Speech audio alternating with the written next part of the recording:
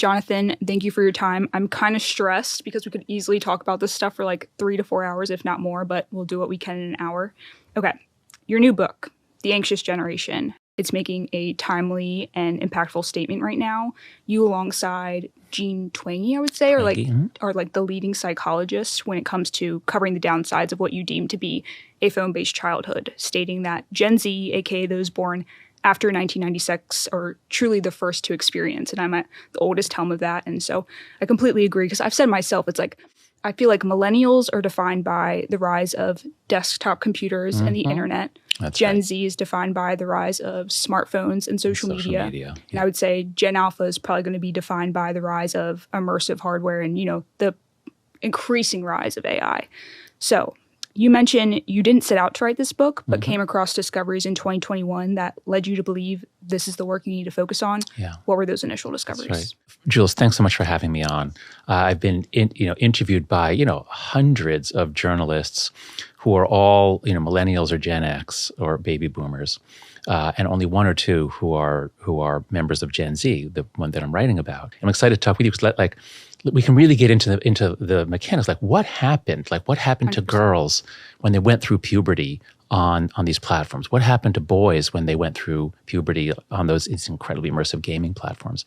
So my story in brief is that I'm a social psychologist who studies morality, moral psychology, and I was then specializing in political psychology, and I'm looking at polarization, and I'm studying how social media is really doing a number on our democracy. It's really empowering extremes, and everything's going crazy, and all the optimism. My generation, we had so much optimism in the 1990s, and the early, especially, we thought, democracy is flourishing and the Berlin Wall has fallen and the internet is going to be amazing and it's going to help democracies everywhere. So that was my main line of work. And because I'd done a side project with my friend Greg Lukianoff on the coddling of the American mind, where Greg and I had both noticed that something was really off about the mental health of students coming into college in 2014. Those who arrived in 2012 are millennials, and they were just like students had been for 10 years previously. But all of a sudden, students arriving in 2014, 2015 were more anxious, more easily triggered was the word. We hadn't heard that word before. And so I had this whole project on the coddling the American mind where we focused especially on overprotection. Parents have been overprotecting, schools have been overprotecting. We've been denying kids the ability to develop normal human toughness from conflict and difficulty. So that's where my mind was focused. And then we got that book done, and I thought, okay, now I can return to what I'm really supposed to be writing about, which is, politics and political dysfunction. And I got a contract to write a book called Life After Babel, Adapting to a World We May Never Again Share. And I thought I'd just write the first chapter on what happened to teens, because I had all this data by then, working with Jean Twenge, all this data on how teen mental health was collapsing. And I wrote that chapter, which became chapter 1 of the current book. And my plan was to just go on from that and say, okay, look what happened to teens. Now let's look at what happens when you move your democratic debate and all the adults are talking. But once I wrote that chapter, I saw the graphs. And once I discovered that it wasn't just us. It was the exact same thing in Canada, the UK, Australia, New Zealand, Northern Europe. It was throughout much of the developed world, teen mental health began to collapse around 2012, plus or minus a year or two. And so that's what got me started on this was I realized, no, I have to write more on this. I can't just do one chapter. And then once it became 4 chapters on this, I realized I have to split the book in 2. I have to write a whole book just on what has happened to young people around the world. And even though I keep wanting to go back to that project, I feel like this is my calling in life. Like I happen to have stumbled into being a researcher on what I think is one of the largest health threats in, it's certainly recent time. I mean, it's hard to compare things to COVID, but I think we need to put it in the same category as a global pandemic that has hurt, COVID really hurt elderly people, didn't do much to kids. This is the opposite. One of those graphs you're talking about that you share in the book shows between 2008 and 2018, anxiety among college students in the U.S. rose from 10% to 25%. It's happening worldwide. Yeah, that's right. And to that point, so much of your book, and you've talked about how no one within Gen Z has necessarily pushed back or wrote a piece in terms of what your reading is on the situation. People have their, qualms about your proposed solutions maybe, but in terms of your reading on the situation of this is happening, there's not really a denial of that. So it was crazy to me when in Zuckerberg's opening statement in the recent hearing, he said, the existing body of scientific work has not shown a causal link between using social media and young people having worse mental health outcomes. What was he referring to in terms of like the existing body of work, and what was your read on that as well? So as you were saying, nobody in Gen Z is saying Haidt is wrong. Wherever I go, I give talks. When I have Gen Z audiences, I always ask students, raise your hand if you were born after 1996, after 1995. And, did you think I got something wrong here? Do you think I've mischaracterized your generation? You never get anyone saying yes. People really, that's one of the most exciting things to me, is that Gen Z is not at all in denial. Young people see the problem. They recognize that they're trapped. They recognize that they can't get off because everyone else is on. And so we'll get to the solutions a little later, I hope. But back to your question, there is pushback from one quarter, which is Jean Twenge was the first to really raise the alarm and say, have smartphones destroyed a generation? It was the title of an Atlantic article in 2017 that she wrote. And at the time, we didn't know. It was very speculative because all there was correlational data. It was like, teen mental health collapsed in 2012, and right around then is when they moved on to smartphones. So, it's correlated. And all social scientists know that correlation, it might actually imply causation, but definitely doesn't prove it. You can't just say, look, they're correlated, therefore it caused it. And so a lot of it comes down to, well, what about the experiments? An experiment with random assignment. And while there are hundreds of correlational studies, there are only a few dozen experiments that I've found. And what Zuckerberg was referring to was that he was claiming that it was just correlational evidence. This is what some of the skeptics say. They say the evidence is only correlational. There's no proof of causation. But the whole game in the social sciences is you start with the correlational stuff that points you to hypotheses, and then you run experiments. And I've cataloged about 25 experiments, and the great majority of them do show effects. So these other psychologists and I were engaged in a debate. Like they think, well, okay, but those experiments are bad experiments. They're not conclusive. Fine, we can argue about that. But when Zuckerberg said there's no evidence, that's just wrong. There are a lot of experiments. There are quasi-experiments. Where you look at what happens when high-speed internet comes into a region, like it came to different parts of Spain at different times, and then you look at what happens in terms of hospitalizations for psychiatric reasons. Guess who goes up? Adolescent girls. So over and over again, we see patterns that the more you focus in, if you just look at like everybody looking at screens, sometimes you don't find anything. And that's what Zuckerberg was referring to. But whenever you zoom in on girls and social media, you always find a much larger effect. And you also find it in experiments. So I think, I can't say it's settled in the scientific community, is not. But Jean Twenge and I have been really saying, look, here's the evidence. Here's the evidence. And so if anyone wants to, I hope listeners and watchers will go to afterbabble.com. That's my Substack. And I have if you're interested in the social science of it, we've got all kinds of posts laying out the evidence for what's happening around the world. When it comes to the studies you're utilizing, are these people self-reporting that they are anxious or depressed, or what is going on when it comes to this? So there's different kinds of studies. The correlational studies, a lot of them use giant data sets like the UK Millennium Cohort Study or like the Monitoring the Future study in the US. So these are giant data sets with tens of thousands of young people sampled every year, every other year. So in those studies, there's a paradox. It's sometimes is said psychologists can't sample and sociologists can't measure. So we psychologists, we're like very good at like measuring what's happening in the lab, but then we have these small data sets. And other parts of the social science, so they have these gigantic data sets, but the measurement's not very good.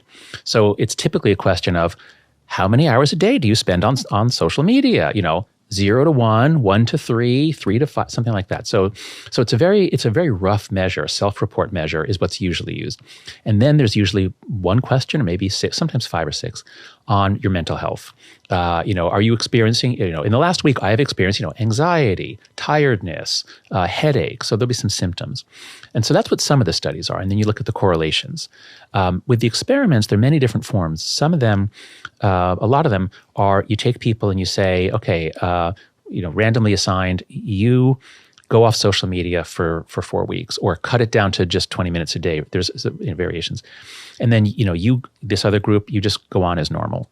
And sometimes it's self-report of how much you're spending. Other times they actually check the screen time, they check the phone settings.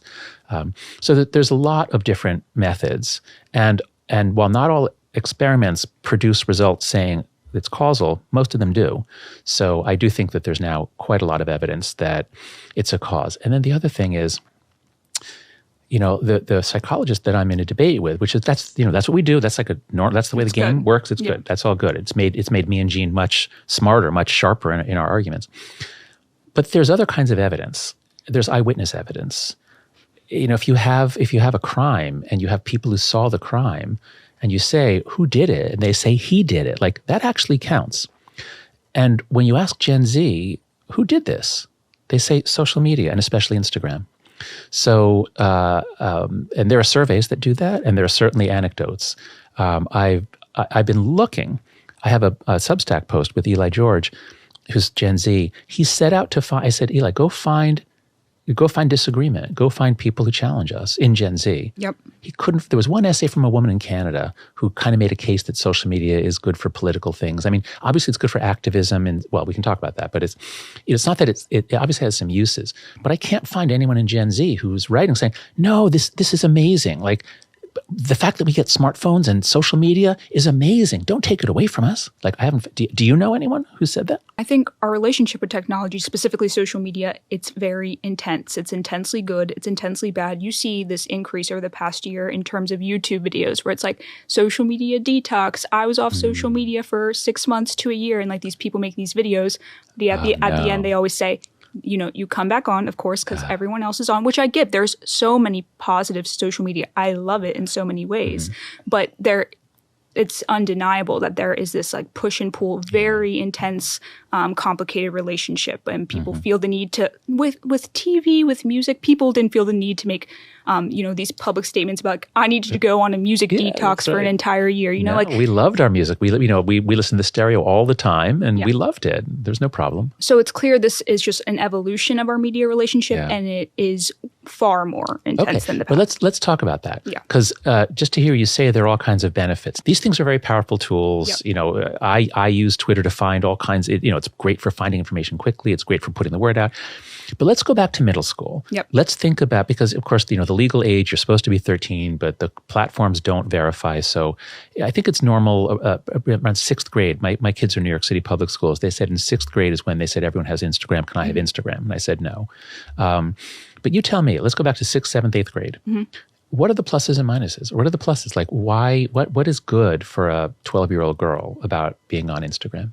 I know for me, especially the rise in things like club sports, which I feel like is much more, like, I don't know how it was in the 90s. I think it's much more popular, like, in today's childhood to be in club sports. So I had a lot of friends from other schools that weren't necessarily, like, around me. They lived maybe an hour, 40 minutes away. And it was, like, fun to connect with them in those ways.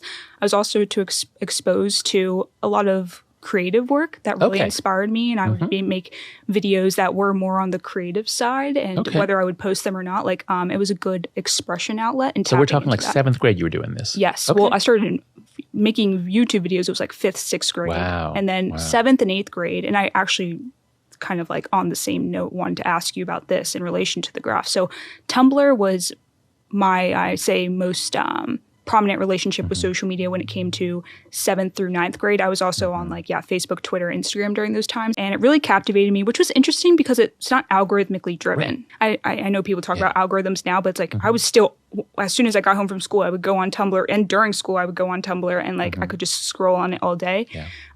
But when it comes to these self-reported stats, I feel like social media has made us, again, it's intensified everything down to our language, right? Like, you don't hear people say, I'm sad or I'm nervous anymore. I'm traumatized. Or you don't hear like the term teenage angst. It's right to anxiety and it's right to depression. And when it came to Tumblr, I was exposed to the first time in my life, like the concept of depression, suicide, all these things.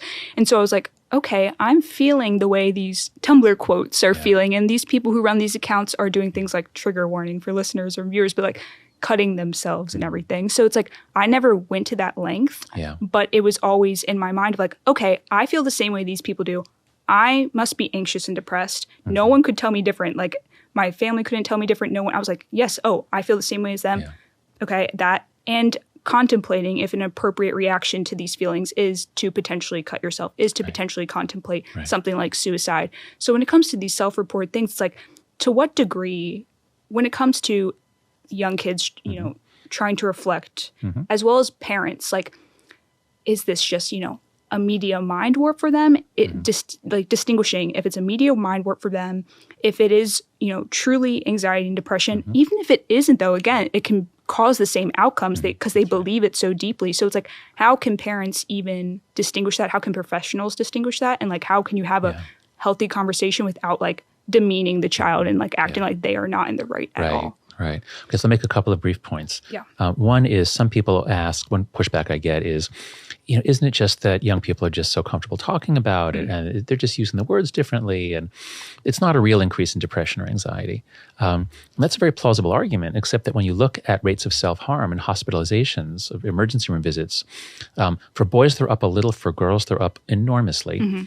For preteen girls, 10 to 14, it's up, I think, 189%, so nearly triple. I always do my stats from 2010. I don't cherry pick the starting date to get the lowest. I just say, let's just look from 2010 to like 2019 is the most reliable before COVID, because COVID messes everything up. And the rates for preteen girls especially are nearly triple in that period. Suicide also is way, way up. It starts a little bit before 2012. It's the late 2000s, but suicide is up as well in the same shocking way. So it's not just that Gen Z is using the words differently. The next thing is, ever since when I was young, there was a stigma around depression, anxiety, mental illness. Seeing a psychologist or a psychiatrist was embarrassing, like no one would admit it. So it's great that the stigma, we've been destigmatizing, I'm in psychology, we've been really trying to destigmatize and make it acceptable. And that's all great. But I think social media, and especially Tumblr, you're right, Tumblr is very different. All the other platforms are based on like the network of who you know, but Tumblr was based on what are you interested in, and you bring people with common interest. And many people say, but isn't it great that social media allows people with any sort of mental illness to find each other? And that sounds good on its face, but it's actually terrible, because especially when it's young kids who are very open to influence. As we go through puberty, all around the world, kids are making the jump from child to adult, and they're guided by elders as to how do you turn from a girl into a woman? How do you turn from a boy into a man? And they're socialized by elders, and they're open to it, and they're looking for role models, and especially kids who are a little older than them.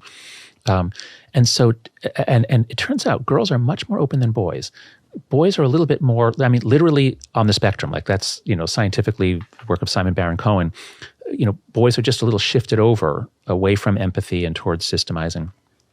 So girls are more open to each other's emotions and influence. They broadcast more and they receive more. So when everybody gets hooked up, what happens?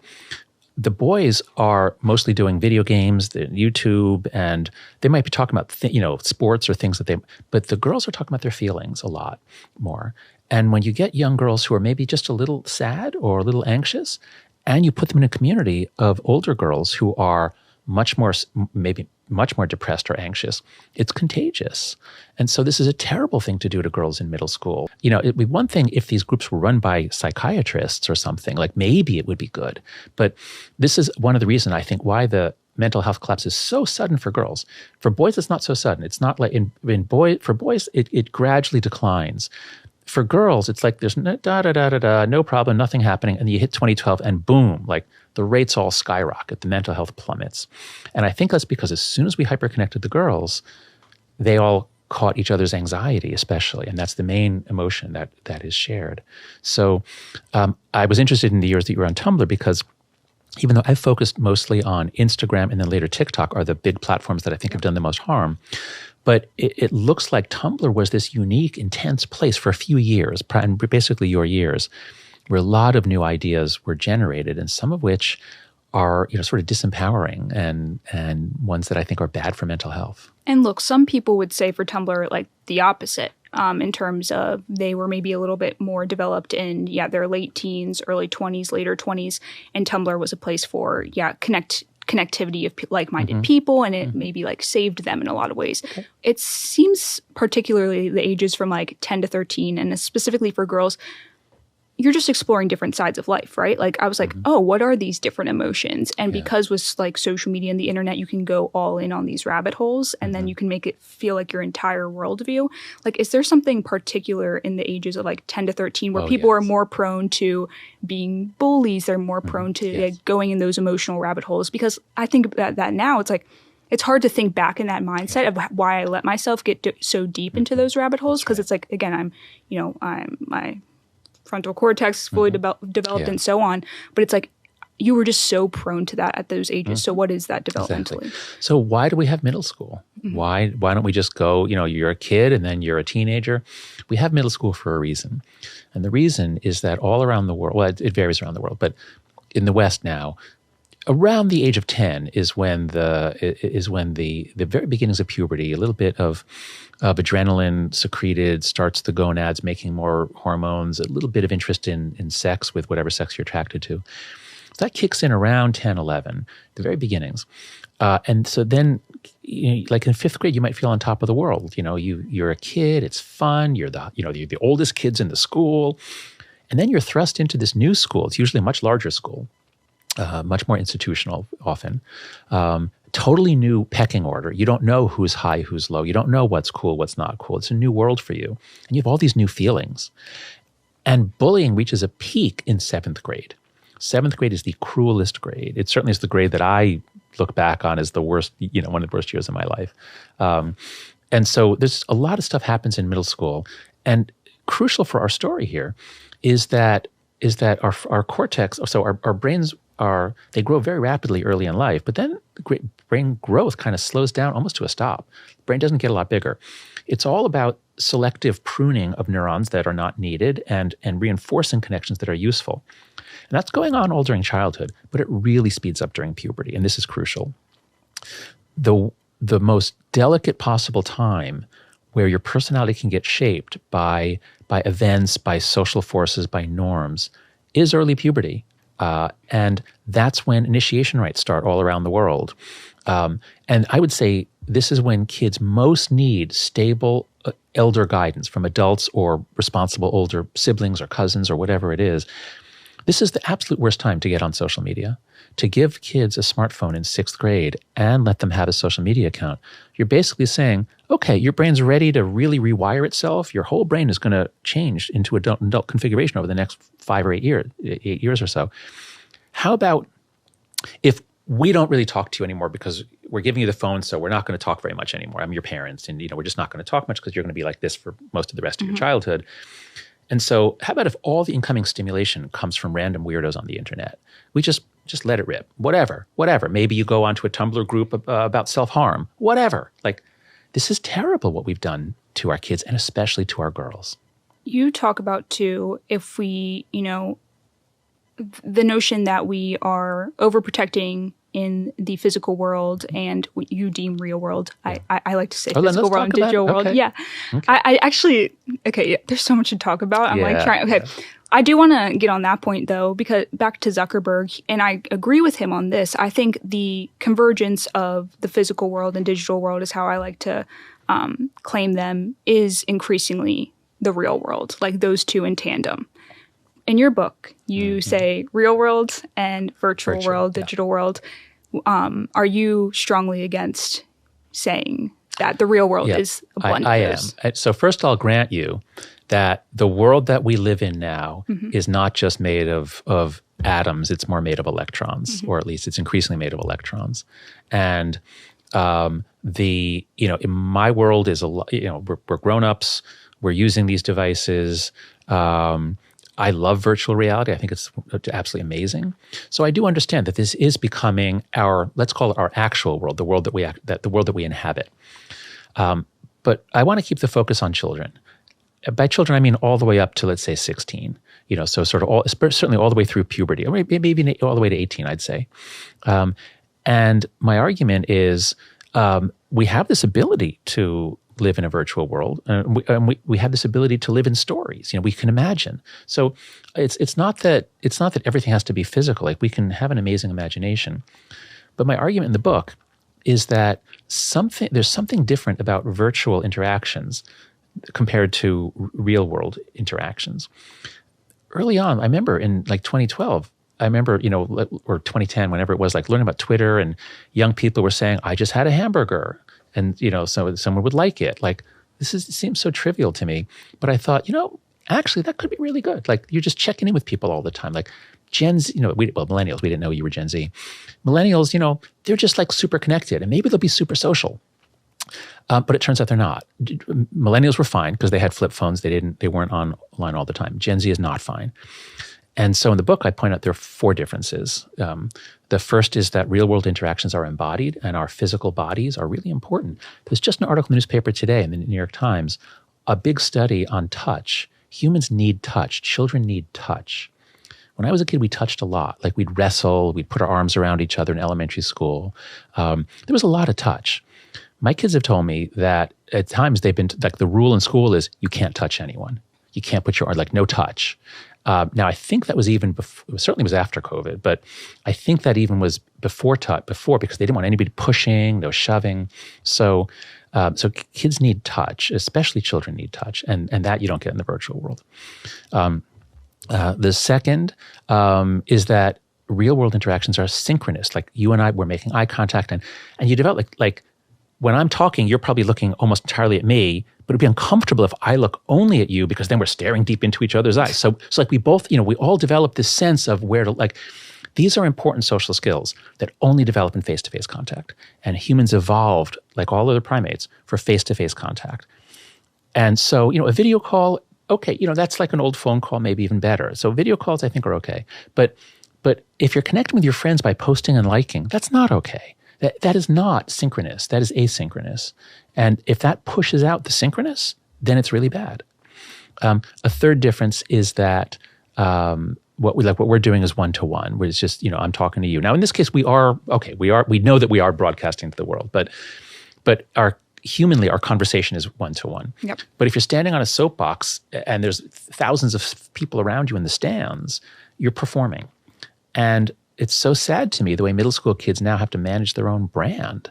On social media, they're always worried about their brand and whether their brand will lose value. This is no way to go through puberty. This is no way to grow up.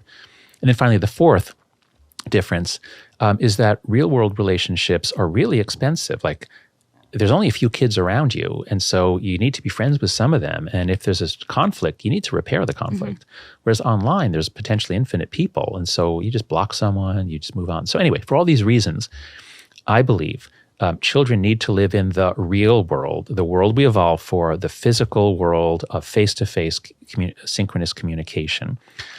Once you get through puberty and that, then I think it's not so harmful to spend a lot of your time in the virtual world.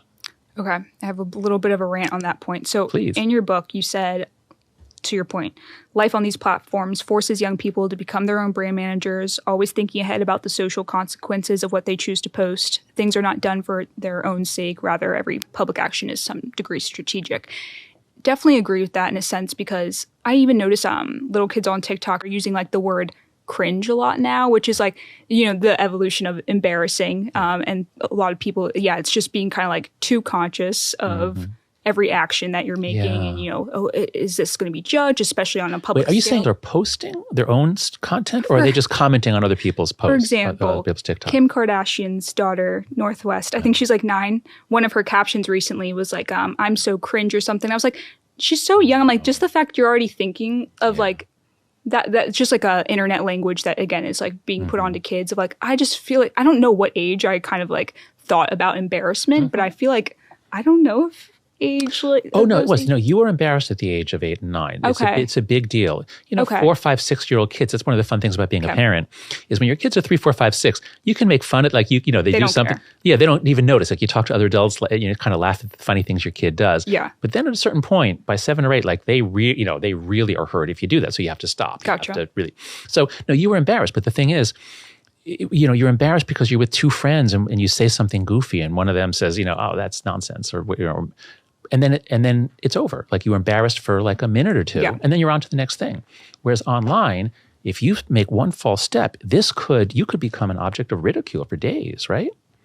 And you mentioned with that, children did not evolve to handle the virality, anonymity, instability, and potential for large-scale public shaming on the virtual world. Even adults have trouble with it.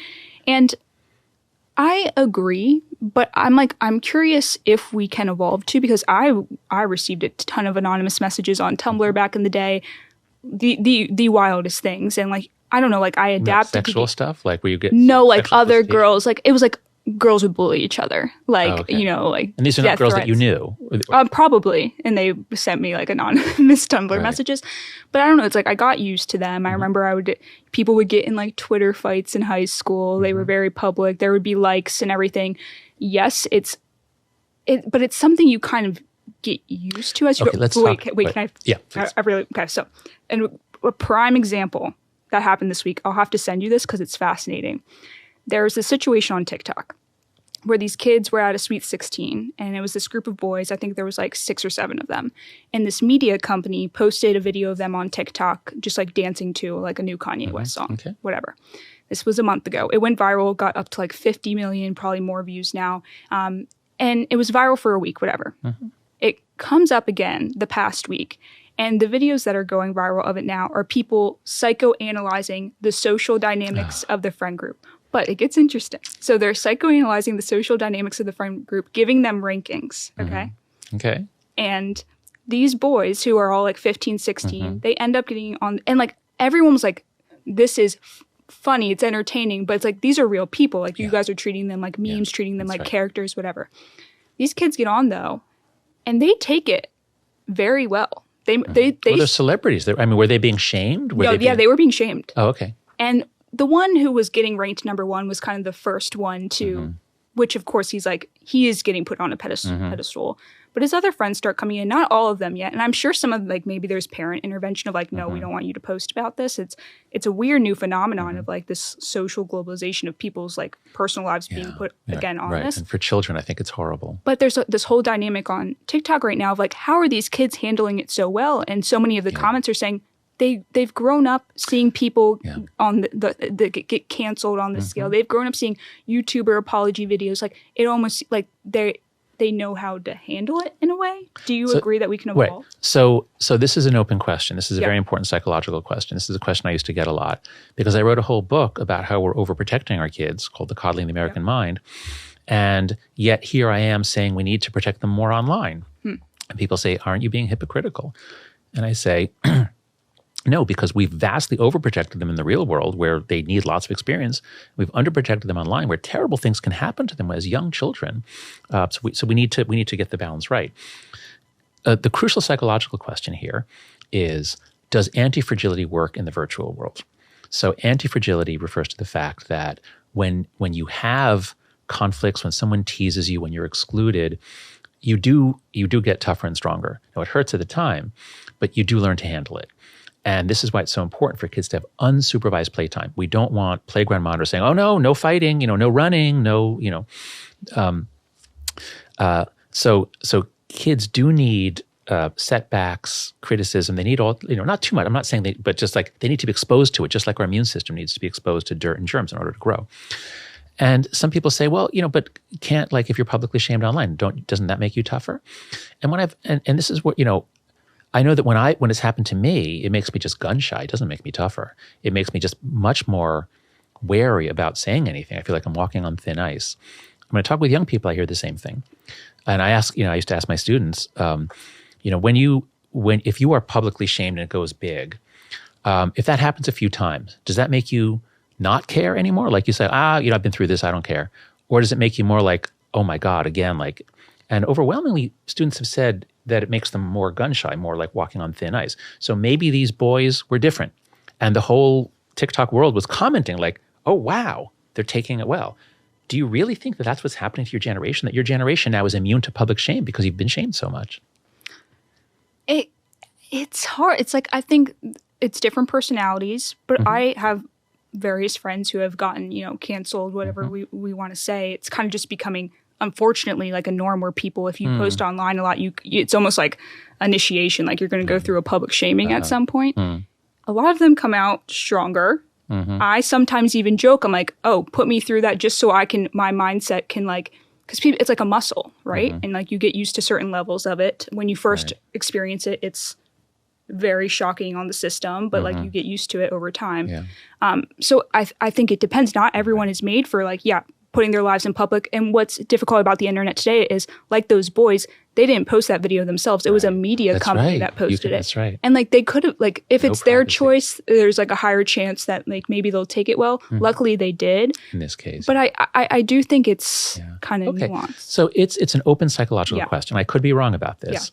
And the main distinction, I always want to keep people focused on middle school especially. Sure. Yep. That, to have, 11-year-old girls publicly shamed, suicide among 11, 12, 13-year-old girls has more than doubled. I think it's tripled, actually, since 2010. When you are publicly shamed, you often think about suicide because we're more afraid of social death than we are of physical death, of being expelled, of being a nobody, of being completely excluded, laughed at.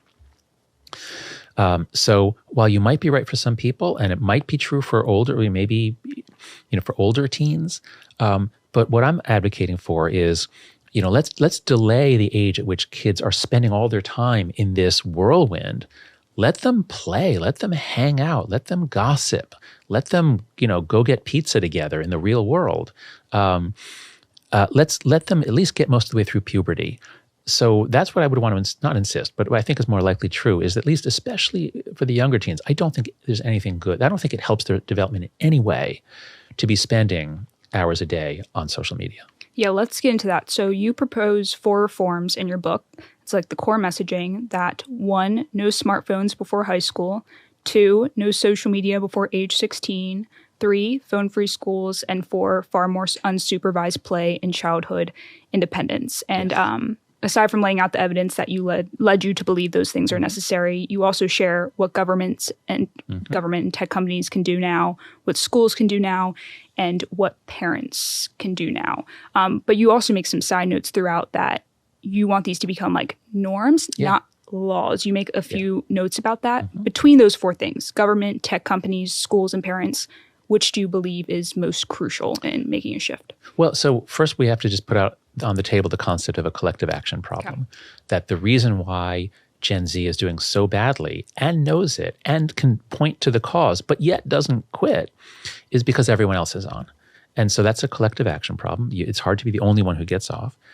So what I'm proposing is ways to solve collective action problems to give kids back a normal childhood. I mean, they're going to still have computers. They're still going to be spending some time, but not it's currently 9 hours a day is the average time spent on just leisure, not schoolwork, just leisure use. 9 hours a day is what American kids are now spending on their screens.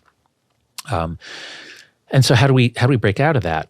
And so the idea of these norms is, if it's hard to be the only parent who doesn't give your kid a phone, but if half of the parents in your town are giving them, and I shouldn't say it, if half of the parents in your town are giving a flip phones are okay. If half of your parents are giving a flip phone, then it's very much easier for other parents to say, yeah, I'll give you a flip phone in middle school. I'm not giving you a smartphone when you're 10 years old. So that one's very important, to delay the age of smartphone. Social media is the most damaging part of life online, and so I think we need to delay that even longer to 16.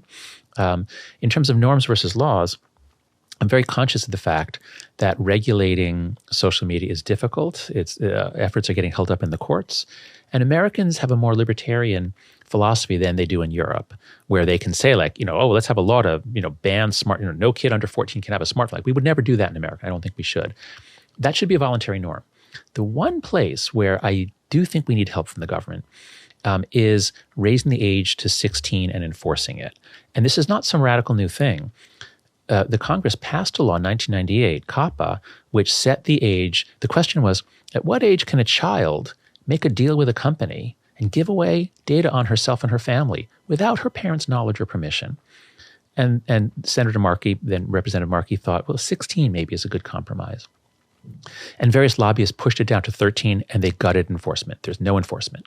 As long as Facebook doesn't know that you're under 13, they're not responsible for you. You lied. You said you were 13. We're not going to check. Facebook is off the hook.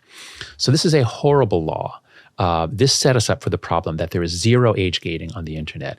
Any 9-year-old who can get to a browser can go to Pornhub. They can open 19 accounts on Facebook and Instagram and TikTok.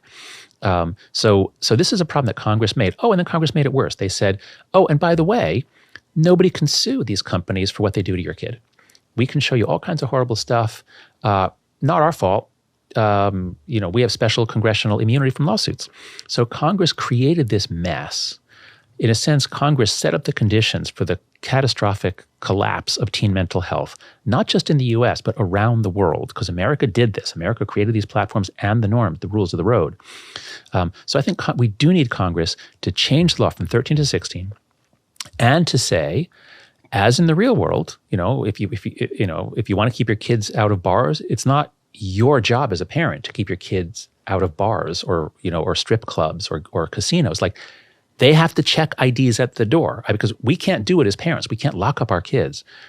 And in the same way, I think we need Congress to say that the tech companies are actually responsible for underage use. We're not going to tell them how to do it. They're brilliant. They'll figure it out and it'll change over time. But just, you have to make an effort. You have to be pretty effective, not 100%, but you have to be pretty effective in keeping off underage use. That would at least shift the norms up so that even if some kids get on, by getting around things, it wouldn't be normal for middle school kids to be on Instagram. That's my goal. Okay. A lot to unpack there. I think, the main pushback a lot of the times comes from age verification. Because, yes, people, that's the tough one. Yeah, people have their opinions about having to give platforms IDs and when it comes to anonymity and everything. You lay out solutions in your book. But because, we're on a time crunch, what I really want to talk about is the parents. Yeah. You make, again, as you've said multiple times, that they are being overprotected in the real world, underprotected in the virtual digital world. You talk about how they're getting it wrong, going too far with terms like stranger danger, which, rose in the 90s, exercising constant surveillance via location sharing apps. Like I told you, I had to send photos when I was hanging out with friends and everything growing up every few hours, checking in on their grades 24/7. And so it's like kind of this nonstop, surveillance, power play over kids, which can ultimately hinder them from coming into their own. Absolutely. They lack autonomy, and a strong sense of self is so important when you go into internet life specifically. Yeah. And so like if your whole autonomous lifestyle is only on the internet, then you are just like inundated with all these different identities that are not yours. You're just consuming other people's identities rather than going and exploring your own, which is just, it's this weird battle. But on that point, throughout the book, you often, come back to the fact that so much time is given to these platforms for both adults and adolescents, but it's particularly harmful from the jump, you are constantly online and that's like all you know. But to achieve a better adolescent experience, why do you believe that in tandem with giving them more freedom in the real world, why do we also have to start protecting more in the digital world? Why can't it just be, look, all these protections you did in the real world over the past decade, 2 decades, lift those, and what do you think it could help a balance without having to add overprotection? No, because if you send your kids out to play, which we don't now, but if you were to send your 8, 9, 10, 11-year-old kids out to play, and they have smartphones on them and social media accounts, they're going to largely sit and be on their phones, even if they're sitting next to each other. The phones have a power over us. They have an ability to reinforce quick reinforcement of behavior. So many parents have noticed this. You go on vacation to an amazing place, your kids don't want to do anything. They want to sit on the iPad all day. So that's the first thing, is that the phones they hook you so that you're not going to actually put much effort into the real world. Secondly, the phones are also hooking you even when you're not on them. Kids say things like, with the phone ban, in school, they have to check their phone in a locker. And for the first 20 minutes, they're just thinking about all the online stuff, like what was happening. And after 20 or 30 minutes, then they can begin to clear their mind and begin to focus on what's happening in class. So this sort of, always on somewhat, it robs you of the ability to be present. I think many people in your generation are never fully present. And many ancient religions emphasize the practice of being present, of meditating, of calming your mind. Also, when we look at what happens to kids online, even if many have a great time, and even if it doesn't harm the majority, and I think it does harm the majority, but even if it didn't, you lay out all the different victims, all the different people who are harmed along the way. Those stories about sextortion that we heard in the Senate testimony. I mean, kids who are sextorted, this criminal gang tricks them into giving photos of themselves naked, and at that point, they can make them do whatever they want. including carving the name of the tormentor in the girl's thigh, making this girl kill her hamster on the camera so they could watch. I mean, sick stuff. Now, if that was just one or two people around the world, I'd say, of course, I don't want to foment a moral panic with a couple of rare cases. But sextortion, especially for girls, having fake, we just heard the other day, kids in Westfield, New Jersey, the boys just made porn videos out of the girls in their class because you just press a button, AI will generate it with their face. So some kids, it's the sextortion. Some kids, it's the eating disorder content. Some kids, it's that they buy drugs laced with fentanyl. And there's so many different ways of being harmed online. It's not just the social comparison of girls looking at other photos of girls. There's like 15 different ways that kids get harmed. And if there's any other consumer product that devastated a couple of % of the users and harmed 30 to 50% of them to some extent, I mean, we would never allow that. But yet, this is the consumer product that dominates all of our lives. It's now thoroughly mixed into middle school and it's creeping down into elementary school. And I have a lot of beef with like the education system, and you make a lot of great points in the book about like, recess in America and children's unstructured time outside has been shrinking. You talk about academic pressure, how it's going up. There's more homework. There's more extracurricular expectations.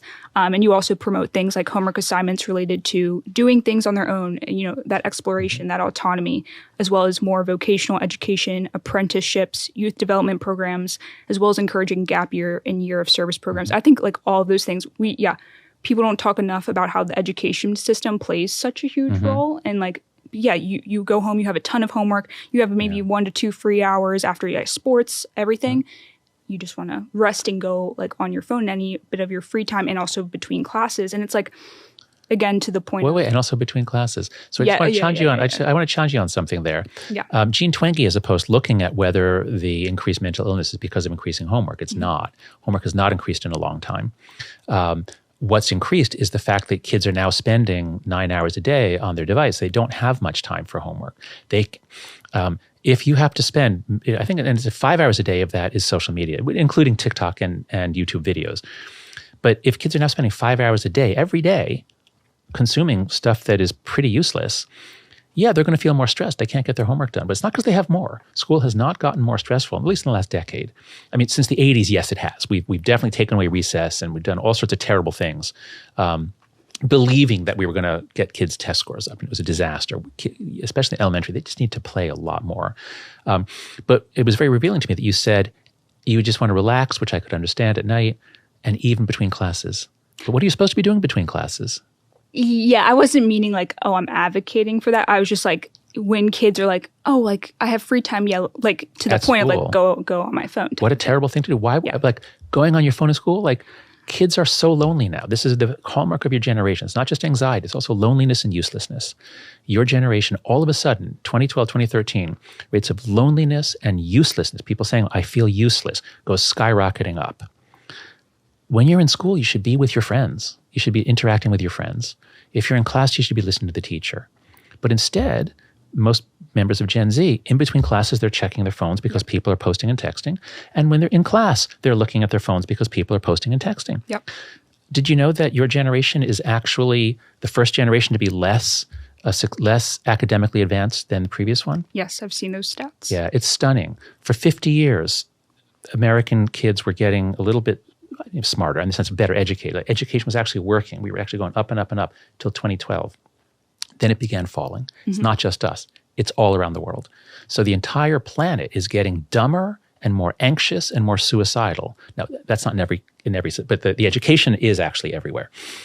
So, I mean, this is really big. And I just don't see how we get out of this unless we basically go back to normal human ways of having a childhood. What do you think? I go so back and forth, and because I'm big on autonomy, and I don't regret any of my years online. I think I became, even in Tumblr, like bad outcomes could have come from that. But I also became like I feel like introspective from that time. And like, and to the point of like, a lot of these mental health issues that are increasing are internal, not external.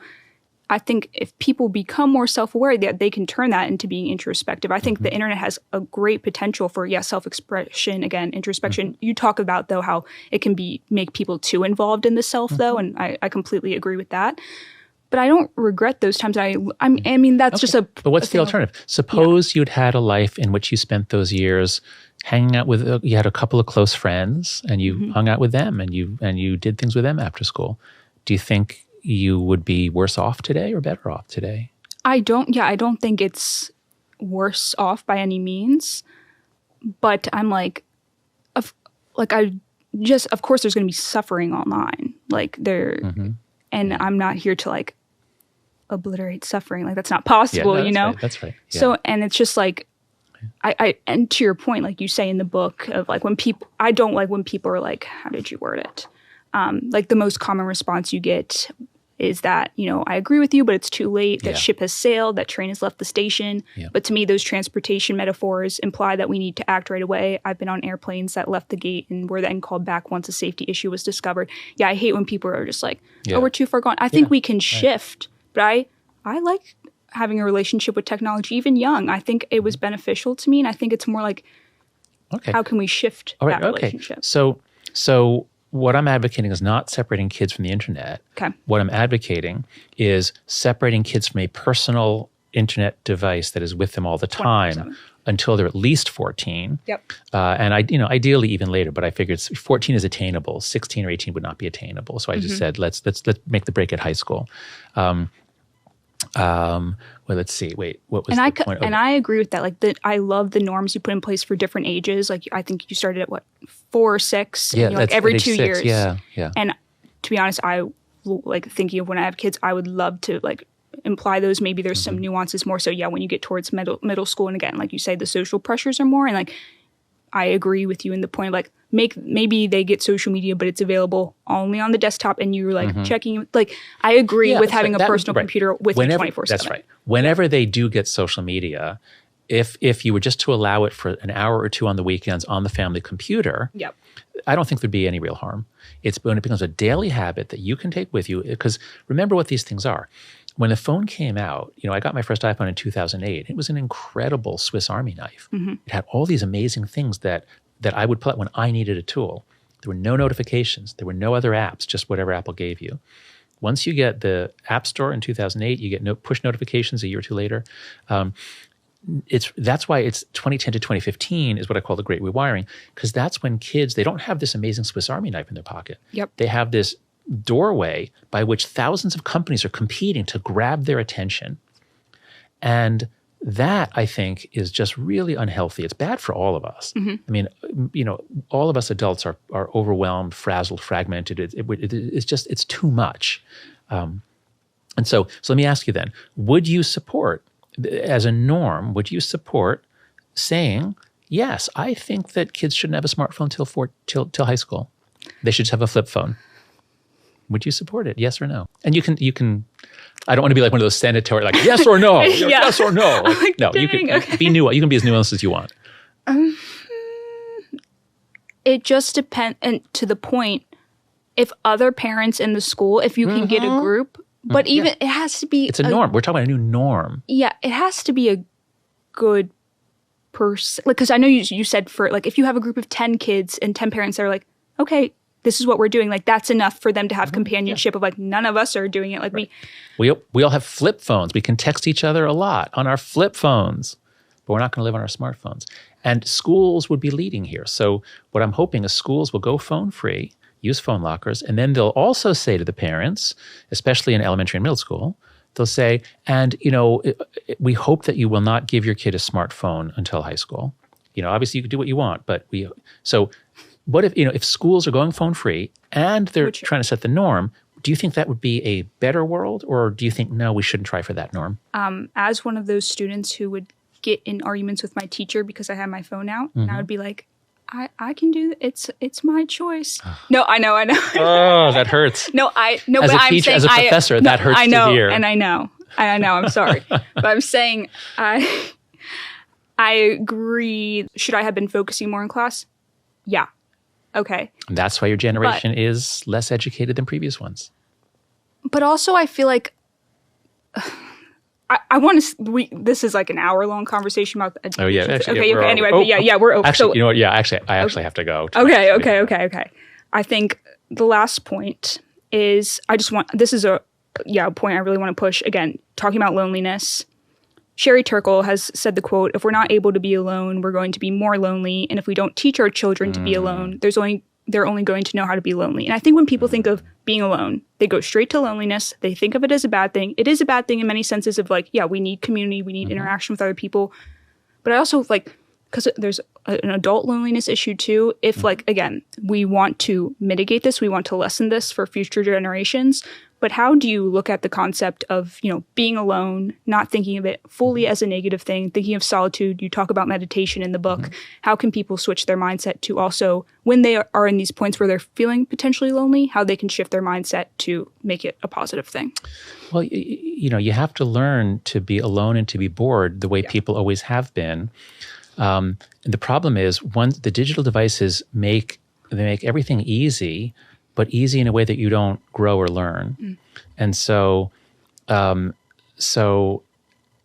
you always have distraction available, you never learn to focus when it's hard to focus. If you always have cheap, shallow connection available, you never learn to really be alone. When Gen Z moved its social life onto smartphones, we didn't see drops in loneliness. We saw that's when loneliness goes up. So the smartphones, remember, it's I call it the Great Rewiring because it's changing almost every aspect of development. And you just can't do that. You can't mess with Mother Nature that way and expect everything to come out okay. And my argument is it has not come out okay. And we need to stop. We need to change it back. We need to free the anxious generation. Awesome. Thank you so much for your time. I agree with a lot of your points. I wanted to play devil's advocate. I love it. No, that helps me. There are some benefits, but I think okay. Yeah, and I think we can have a conversation another time too, but this was really helpful, and thanks so much for your time. Thank you, Jules. My pleasure.